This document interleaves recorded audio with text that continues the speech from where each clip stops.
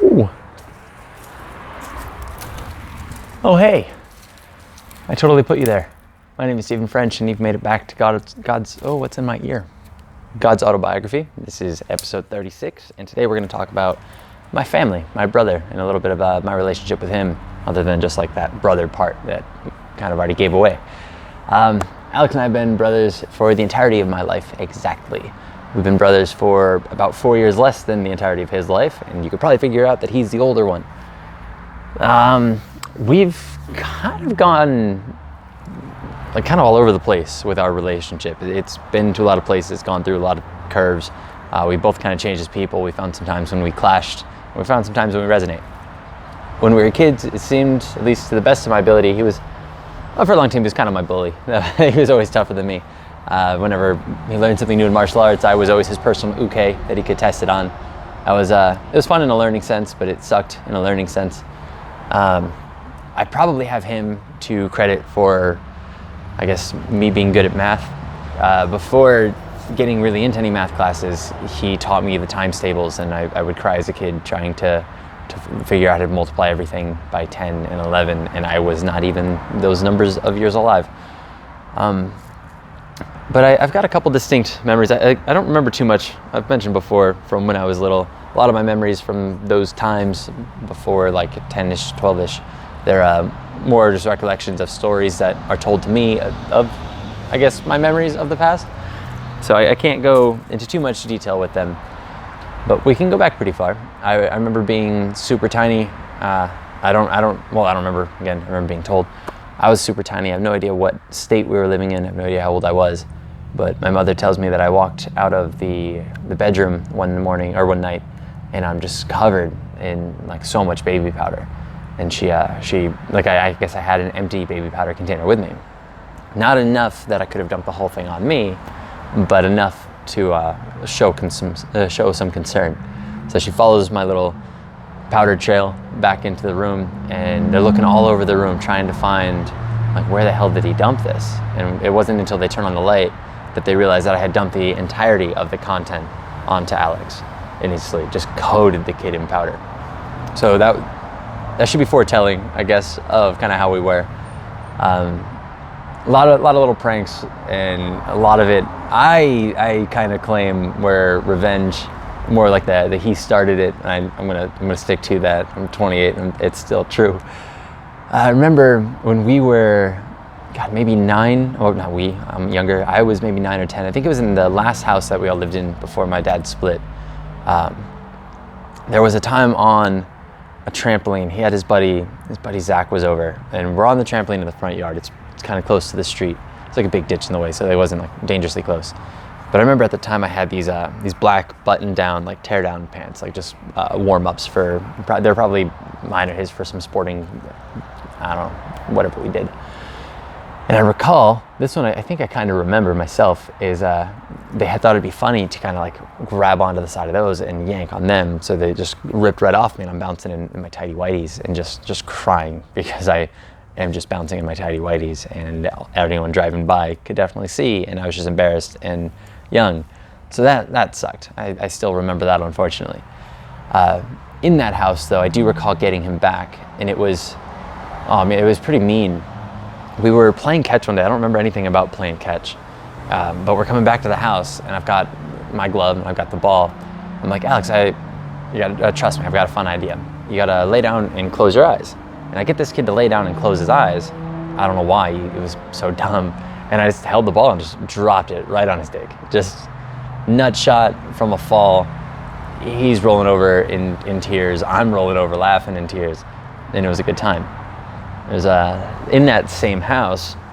I also recall, this one I do remember for sure, I had gotten a new bike. Now, there's a little bit of vague memory on, I had like a BMX bike, and then I had a mountain bike, or it could have been the other way around, swapped one for the other, and I don't know which one I had at this time. But I had built this little tiny ramp, this little wooden ramp, maybe 6-8 inches high, of like a piece of wood, a plank. And I was hitting it, and Alex is, so what am I, 9, he's maybe 13 or so. He's sitting there doing like his little calculations, and it's like, I'm pretty sure if I lay down, you could jump over me. I was on the BMX bike, now I remember now because the pegs come to mind. And So he trusts me, and that's all I need. So he lays down with just about his torso covered by the ramp. And it might be like as high as his chest is off the ground. Should be an easy clear, but I get on my bike, I'm pedaling, I'm going, and for some reason I must have gotten nervous or I shook or something. It's got to be a 1.5 foot wide ramp. It's real hard to miss with a tire. But I just recall going off the side and just running both wheels straight across his forehead. And same exact result. He's rolling around crying. I'm rolling around crying, laughing my ass off because I just rode over my brother. I just plowed him over with my bicycle. Fully unintentional, I think. That part I don't recall. But Alex, I'm sorry. If you remember that one, I don't think I meant to do it. I think all the other memories from there gets more of just him beating me up. I remember in the barn that I lived in after that, we had a loft. In my mind, it was like a 15-foot high loft, which it might have actually been. I used to jump off that, bounce and do flips, and front flips only. I used to front flip off of that. I was a brave little kid. But I remember this time Alex has me, and he just bounces and just slams me down on the trampoline. And instead of landing on my back, he must have let go of my shoulders first, or maybe my legs caught onto his arm, like held on or something, because I just kind of rotated right onto the back of my neck. And I remember just getting the wind knocked out of me and just having a lot of pain and real scared because it was hard to breathe. And just one of many times in which my pain was at his cause. I've got another memory of, it's the house after that. So like the first time I moved into a proper house that we stayed at for more than a year. We were there for maybe 4 or 5 years, right in like Cherry Valley, a town that I've lived in like 7 houses throughout that town. We had, at the far end of the house, we had this entertainment room, which if you saw the Ninja movie a few videos back, it's a room where Will's playing Nintendo and he's been in all the house rooms like as we're walking by. But in that room, we had, it might have even been like that setup where there's a bed, but then if you looked to like the left where the camera was, there's a little table and then an entertainment stand. We had surround sound in the room, it was pretty tight. But I remember being downstairs and asking my mom if I could have the rest of the Cheez-Its. These are like Tabasco Cheez-Its, my fucking favorite kind. And he's got some friends over. I think we're gonna watch a movie or something. So I go up to the room, bring the Cheez-Its. I might have been willing to share. I might have said no. I don't know if I was being a dick, and if I was, again, he probably deserved it. But all I recall is being trapped underneath this tiny little table. I was a little kid, and it was still tiny for me. And he had friends sitting on all sides, so I couldn't get out, and like legs were just trapping any of my potential openings. And they ate all of my fucking Cheez-Its. All of my fucking Cheez-Its. Like, they were mine. I asked for them, my mom gave them to me. Whether I shared or not, I don't even think it mattered. They were mine. He ate all of them while I was stuck on this fucking table. So that kind of sucked. In that same house, we had a German Shepherd. I recall him holding me down on the ground, putting peanut butter on my face, and just laughing maniacally as Rox, our German Shepherd. I named him. He licked all that peanut butter off me.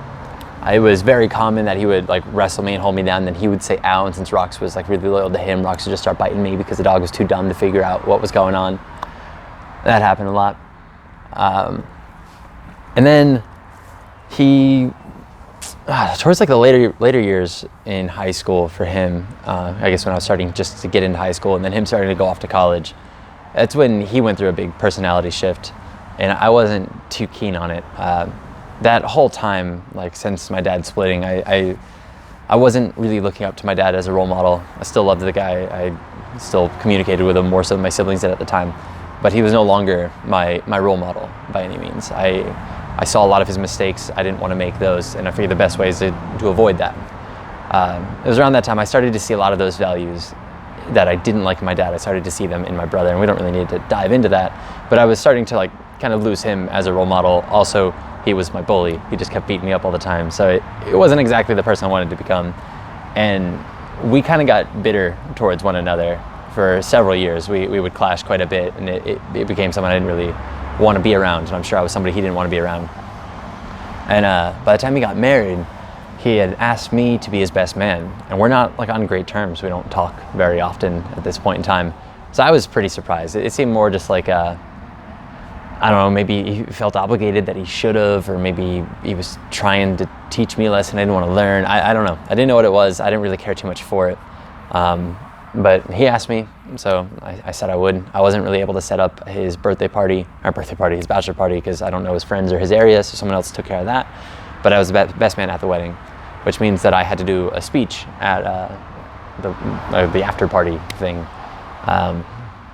And I don't do very much public speaking, but it was actually this event that makes me really want to do public speaking, because I had a lot of fun. I didn't plan out anything. I guess I planned in that I ran it through my head, like I'll mention this, I'll mention this, I'll mention this. But it was fucking great. I remember I had referred to him as like kind of just saying how Kayla changed his life, and I did embellish, I guess, in saying that it was a bit of a better thing that I honestly believed at the time. But I said that before, like going to Potsdam, before meeting her, he was a cocky smartass that did karate. Oh man, what was it? Like a cocky selfish smartass or something like that did karate. Something on like the more selfish side, because I always saw him as more of that ego-driven. Like I assumed he would be the one in the family that would make money, because I assumed that he would know how to put himself first in that sense. That seemed to be in line with what I thought his desires were. And then he goes off to Potsdam, to this hippie school, and he absorbs a lot of this hippie vibe, and he becomes like extremely kind. We didn't vibe out very well, but he seemed a lot more compassionate, a lot more generous. But he was still, so he became like a very kind, compassionate, willing to give you the shirt off his back, cocky smartass that did karate. Like I kept a little quip, and it got a good reaction. It stuck with me well. But I kept it really short. A couple little jokes. I confessed to my mother that when we accidentally broke off her Chihuahua's toe, I guess it's a story for maybe tomorrow, that it was kind of more my fault than his. And yeah, I was just still, in general, still surprised that he had asked me in the first place. Rightly so, because after the speech, he came up and he was like, "That was really good, kid. I'm surprised. I thought you were gonna fuck that up." I was like, "Wow, like, Dick, thank you for the vote of confidence. Like, obviously you didn't really believe me. Like, why'd you fucking ask me to do this?" I don't know. I'm still totally baffled by why he asked me, given the condition at the time. But I spent quite a few years not wanting to see him too much, not wanting to spend much time with him. Like, I liked seeing him when I saw him at home. I'd see him like once a year, maybe at family gatherings, family get-togethers. And it was good to see him for a little bit, but if we spent too much time together, we would fight, and it was always annoying, and I didn't care for it at all. I recognized that our views didn't line up, but it seemed like he really needed mine to line up with his, and I really didn't care if they did. Again, he had long since been my role model. But I knew that he really wanted me to, or seemed that he really wanted me to come stay with him. I also didn't know at the time if that was another ruse, I guess. I didn't know if it was too wholehearted. But just before coming down to Arizona, I guess I spent a month on Long Island before coming here, but the month before that, I actually went up and I stayed with him up in Potsdam.